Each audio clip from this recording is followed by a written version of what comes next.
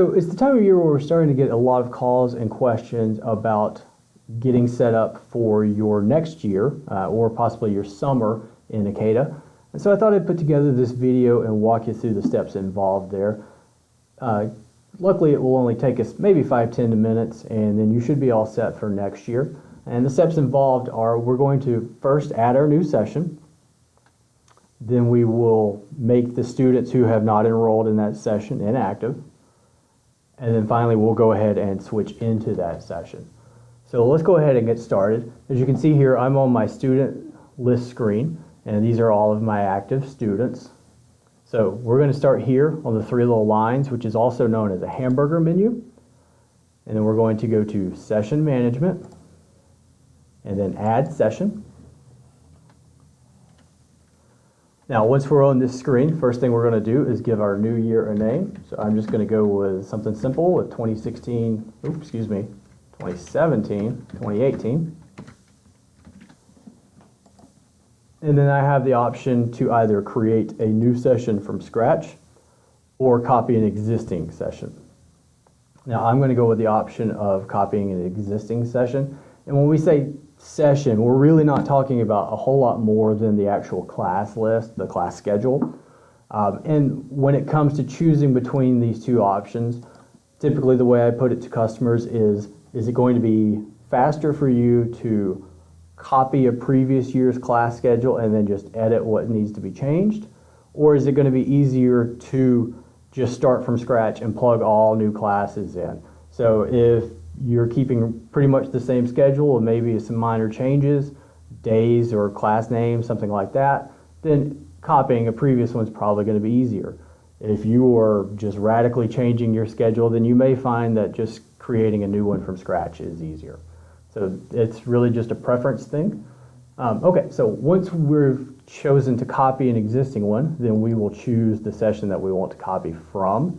Since I'm starting 17-18, I'm going to copy from my most recent fall and spring session, which is 16-17. Then I'm going to tell Akada that I want to copy the class schedule. And it will automatically check the class notes for you. If you don't want to copy the notes, then just simply uncheck the box. And then you also have the option of copying the enrollment.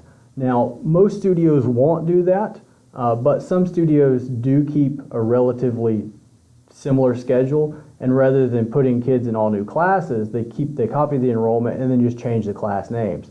So maybe you have students going from a beginner's class to an intermediate class. Some studios find it easier just to copy the enrollment and then just change the names. But most studios I talk to are not going to do that, and kids will enroll in all new classes.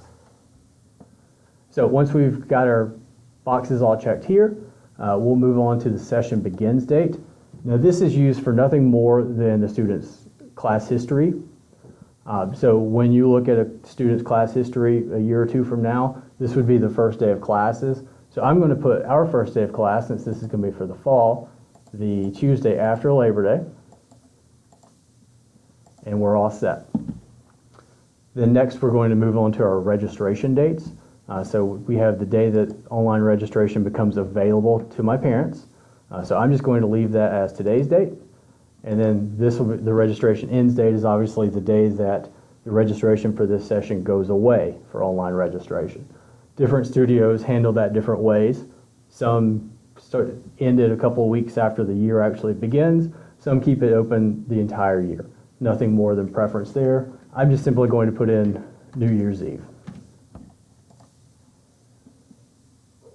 And then finally, we're going to choose whether we want to copy an existing tuition table or create a brand new one from scratch. Again, if you're keeping things relatively the same, it's obviously going to be a little bit easier just to copy from a previous year. If you are radically changing the way you do your tuition tables, then you may want to do a new one. Again, I'm just going to copy in my scenario here. And the last thing I need to do is hit add. And then you'll get this confirmation.